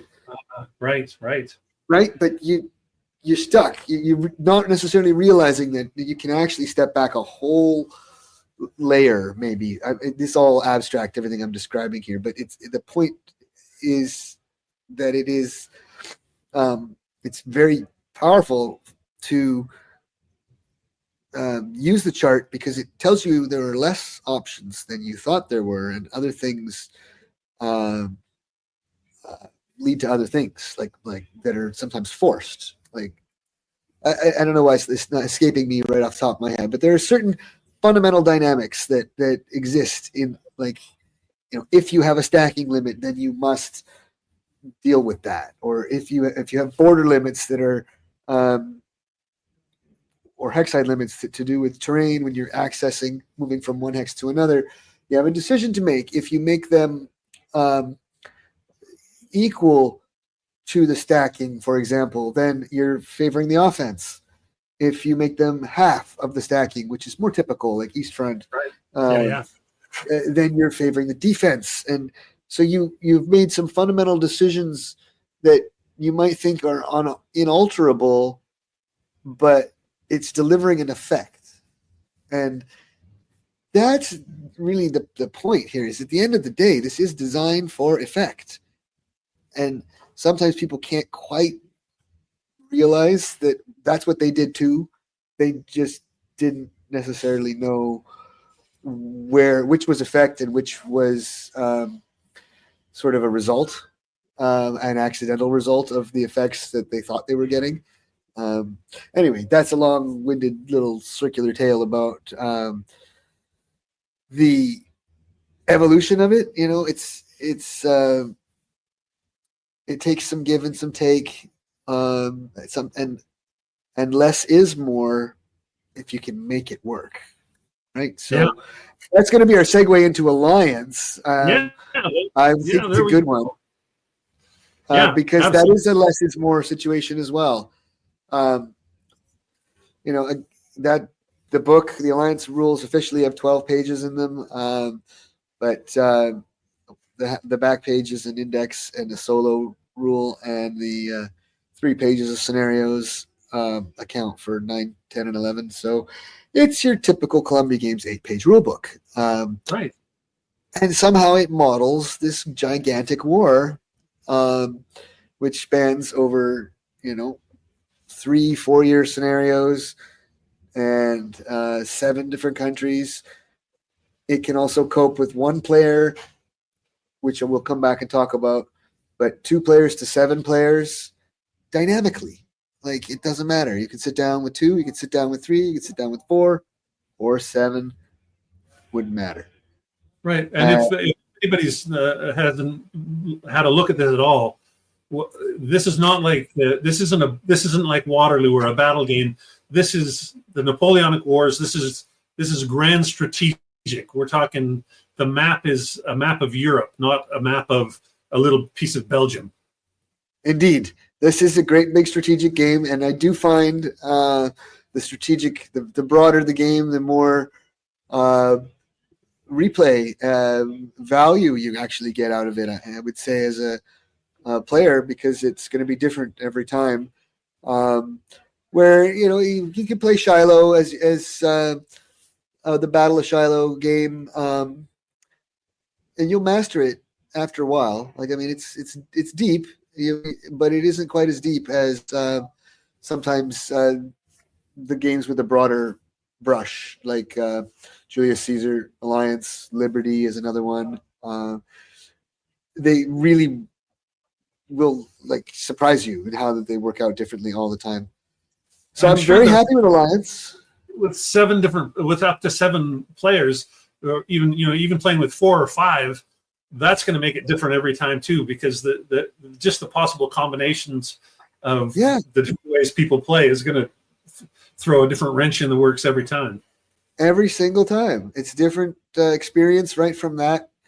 You're kind of how you organize the game, because you can be any of the countries, and then the rest of the countries are non-player empires, which just sort of await some sponsor. You argue about them, sponsor them, get them on your side, and then the other guy tries to get them back out of your side. And it works very well. It's a clean, simple set of rules.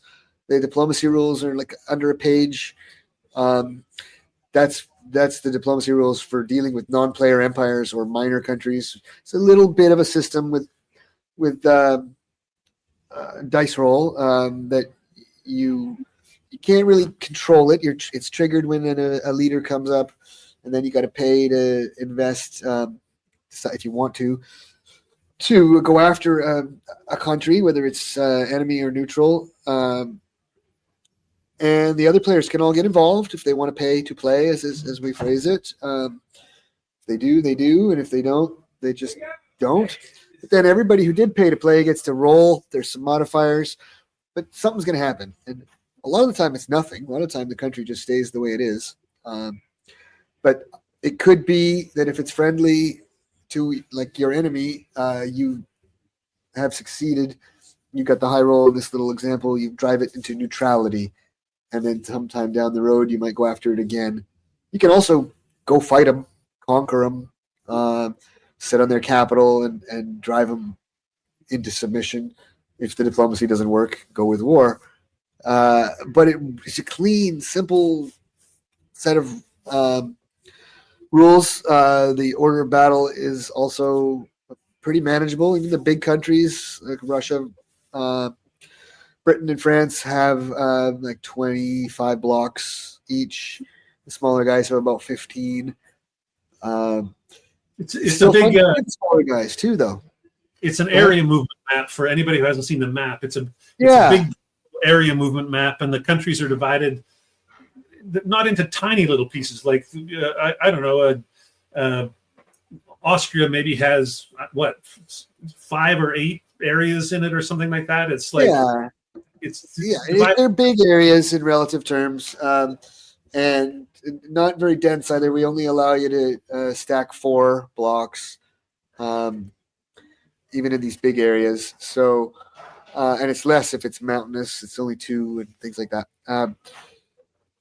It's got borders between areas that could be rivers, they could be mountains, they could be clear. They control how many blocks you can move across into combat. What's really, I think, the breakthrough that made this game work, it came in the cards, and so if we were to use that bag of tricks again, going back to where cards were sort of created originally, maybe in Rommel, but really brought to this next level in Hammer of the Scots. And there was some evolutions throughout the other iterations of games. But here we got 7 players. So we've got cards, 42 cards, 6 of each color. So now there's 7. 7 factions, 6 of each color, 42, right. So those cards drive the game, but rather than kind of complex it up a little bit, we went with a sort of a simple model that every card provides 3 actions. One little nuance is if you are Spain and you play a Spanish card, one of those 42 cards, or 7 of the 42 cards, 6 of them, gosh, then you actually get 1 extra move, or 4 instead of 3. That's it. And so in a way, it's like more harkening back to like a fixed number of moves game. Napoleon had that, right? 2 moves for the French, 1 move for each ally. And we tried that.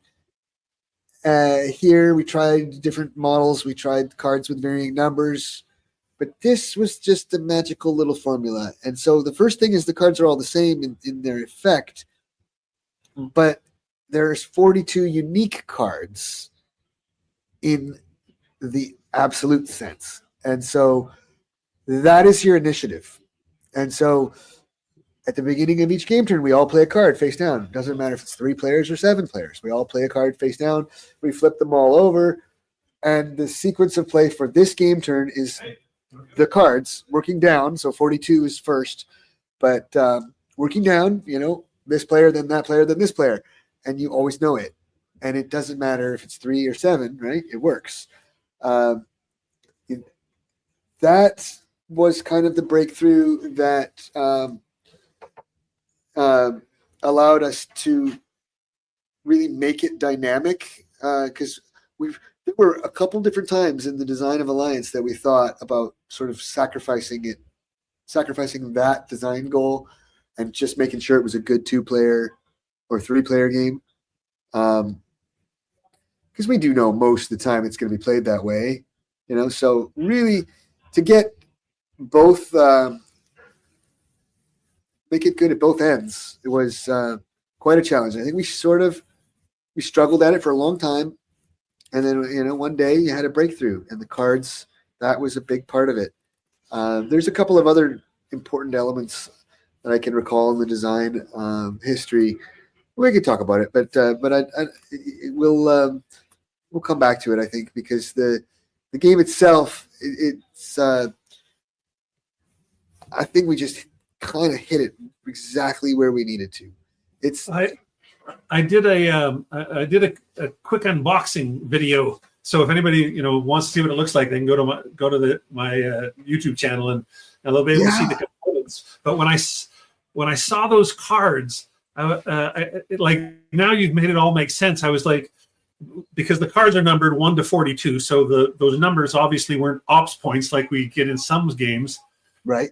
And then they're the 7 different colors, and I was trying to make sense of what the mechanism was going to be to make sense of these cards. I didn't know if it had to do something with the solo game or what. I think you're right when you said that the game will often be played with 2 to 4 players. But I can really see this game becoming a popular game at conventions.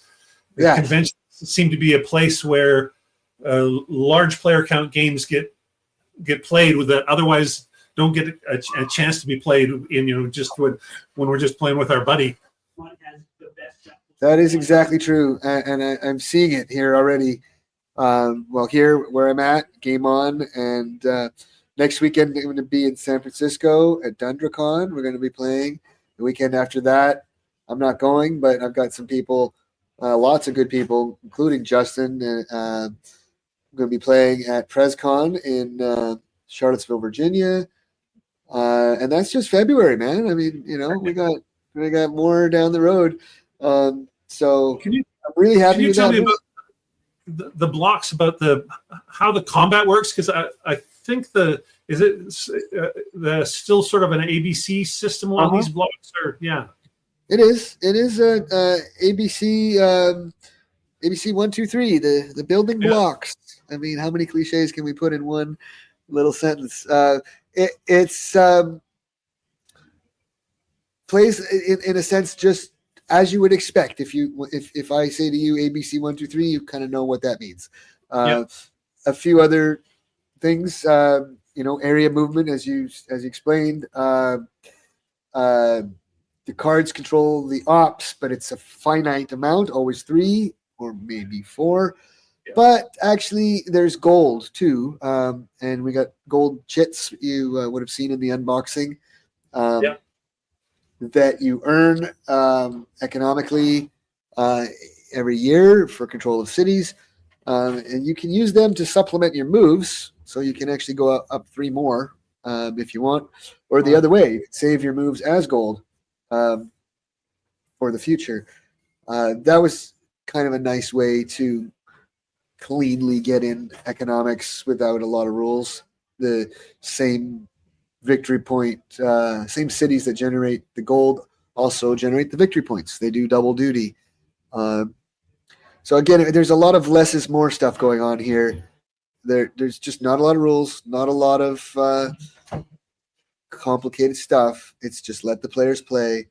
And I've been watching these games, and they don't stop and go and argue about things. They just keep playing. It's pretty. I gotta say, the map is gorgeous. For the map for Alliance is gorgeous. It's colorful, but without being like, it's not garish anyway. It's like it's like blue and red, but a little bit muted. So you get the vibrancy of the color, but without it sort of overwhelming the map. I think it's just a gorgeous map. Yeah. Thank you. And when you see it with all the blocks on it, right? It's even. I'm sure you may have seen some pictures of other people playing. It's just great to see. I'll have a wrap up post from this convention, and more great pictures, smiling generals, but while they still just getting started, they still like each other. It's really good. The convention surely shows the strength of it. I do think it's still very good in 2-player format as well, for 2 reasons. Beyond the obvious one, that it's a block game, so it's going to have some replay value just for that reason. But you can also play that with you can play any 2 sides. You don't have to play Britain and France. That's what your first instinct's going to be, and that's fine. But you don't have to. And there's a mechanic in there that balances out the smaller countries so that they still have a chance to win at the end. And everybody wins independently. I mean, there is no coalition winner. The coalitions are just a means to an end. So you can play Turkey or Spain or Austria, and you very well could win. In fact, the handicap modifier is +5. It's quite significant. It really means Britain, France, or Russia have to do quite well to get offset that +5. And that is often, historically at least, accomplished at the expense of those smaller countries, in historical terms. And so it's interesting when you see it played out. I've seen the smaller countries win, like more often than you might expect. They are the winner in the game, because it is ultimately, the game is set up to start in 1804. You can play. Typically, we play 4 years and call it. Now, that's artificial, always, right? Why did you call it then? Right. That's true in all games, just about, right? Whether it's Waterloo or so many of them. Ironically, Quebec 1759 has probably the best model of all for why it has to end in 16 turns, and that's winter, and it's ice, and you can't argue it. But anyway, that's probably the thing that comes up in these games. The other ones that we just described is the tension right down to the final turn about who's going to win. You see it in Hammer the Scots or Julius Caesar all the time. And you're seeing it in Alliance too, that you don't quite know, because a 1 point swing might make a difference. The scores are typically like ranging between 6 and 12 tops, and tighter than that usually, and down to the wire. And so I guess if you're a smaller country, you got that bonus coming. It means mainly you need to stay alive and not get too ambitious. If you're a bigger country, you're going to have to crunch something just to not to be in the winner's circle or on the podium. So it's a neat balance that way. And you can actually play if you want. You and your friend, 2 players, could sit there and play 2 little countries. And the big ones are your pawns that you right. And it works just fine. We have a mechanic that we stumbled across that made it work. As I mentioned a little earlier, there is a dice roll system for converting these countries between friendly to neutral to enemy, or the 3-stage cycle. And we were obviously concerned about the possibility that the dice could prove telling, like you win the game because you got a lucky die roll, you got this country on your side, now you win the game. That doesn't sit well with us. We actually, we roll a lot of dice in block games. The design philosophy is maybe opposite what is initially intuitive, but by rolling a lot of dice, you actually get averages, right? That's Over right. time. Less fluky results. Or dice. You get like a localized fluky, like some little battle, something happened, but over time it's going to average out. But when you have the diplomacy, we had situations where a country like Austria, in a 2-player game, you're playing Britain and France archetypically, and Austria is a pawn, and it's going back and forth between these 2 countries in a way. And we just couldn't live with it on a die roll that 4 points were going to change hands.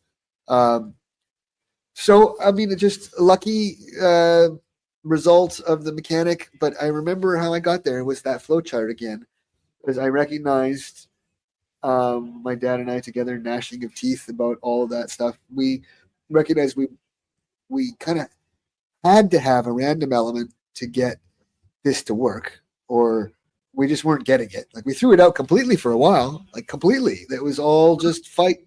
But then it was like, wait a minute, this is supposed to be alliance. So we looked for some way to put that back into the game and control it so that it wasn't out of control. So a couple things. The first one is it only happens when a leader card is played. There are 8 leader cards in that 42 cards. So it doesn't happen every turn. It doesn't happen every time. You don't really know.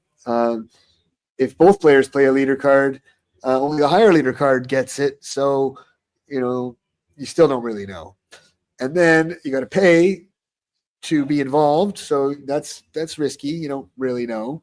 And the result is not as good as you might expect, like superficially, because what we did was the victory points on the board. There's like in Austria, there's 4. There's 2 in Vienna and 1 in what is today Budapest, and another in what is today Prague. And so they add up to 4. And if you're the human player playing Austria, that's what you got, 4. But if you're the British player or the French player, and Austria is a non-player empire, and either they're like converted as a result of the leader-driven, gold-driven, die roll-driven diplomacy, or by force. I don't actually care which way.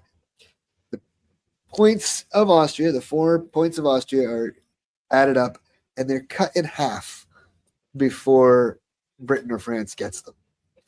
So all points outside of your own country are halved in alliance. And that is a simple thing that magically made it all work, where we could live with the results of the diplomacy being a little bit fluky, because its scope isn't that high. It's unlikely to be game breaker. And we got sort of our cake and eating it too. And the flowchart revealed how that was going to all go down, because there was just no other way, to get that set of effects with at least in my flowchart, which may have had some limits. That I never would have guessed that in a million years. It's almost time to wrap up, but the last thing I wanted to ask you about Alliance is you've come up with a new kind of this game can be played solo, but you've come up with from what I understand, a completely different solo system than anything we've seen before. Yeah, I did, and I stumbled across it. One of those proverbial wake up, jump out of bed, write it down kind of things. We tried the traditional solo Alliance, being with 7 players. We tried the traditional thing where you play one side, and we had it orchestrated as the French, and all of the allies are automatons that approach and advance kind of relentlessly upon Paris, and your job is to stop them. And that actually does work mechanically. It's okay, but it's I've never loved it. I've never really loved the solitaire models where you have to play both sides. With block games, you lose a lot because you're feinting, and the bluffing is harder to do against yourself. But it never totally satisfied me. It seemed like, okay, that's just something we've just shoehorned on top of the game, so that you can play it solitaire. Now, there have been some innovative solitaire games coming out in the industry lately, right? And so that some of that is what inspired me to keep thinking. And so anyway, I'll tell you what we came up with. It's you set up the game Alliance just like you always set it up, whether you had more players, 1804 or 08 or 12, doesn't matter. You get 16 cards from the deck of 42 at random, and make a pile. And then you flip over the top card. And actually, typically now, after setting up the game, I probably would turn all the blocks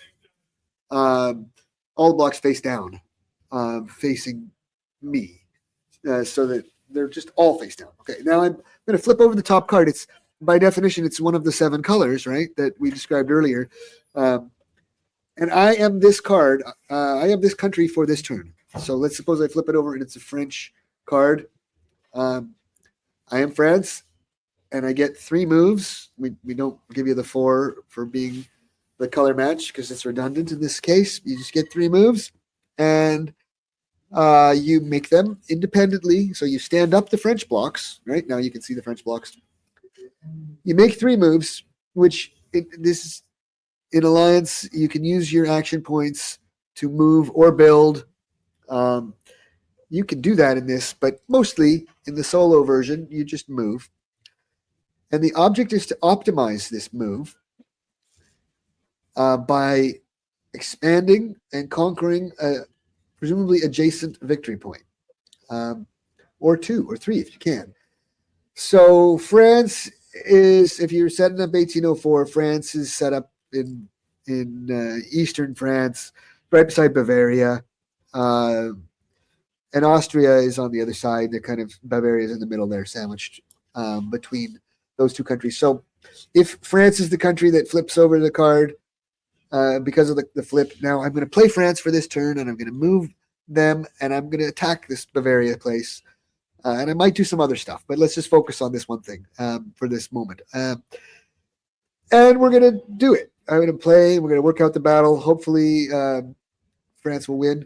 In this case, it's probably a walkover the first turn.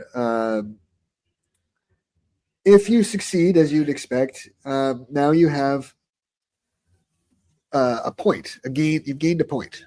And and you write it down. So this is the new part here. You write down a cumulative score. So in turn 1, you earned 1 point. Now I'm going to flip over another card. Now, for the example, let's suppose it's the Austrian card, and the Austrians can look around and they can see that the easiest target is the same Bavaria, which the French just took over, but maybe they left only one guy there or something. I don't know. The Austrians look for their target and they attack that place. It looks good. And they win and they drive the French out and they end their turn in Bavaria. Well, that's another point. So even though it's the same point that just changed hands, I'm writing it down twice now in my cumulative score.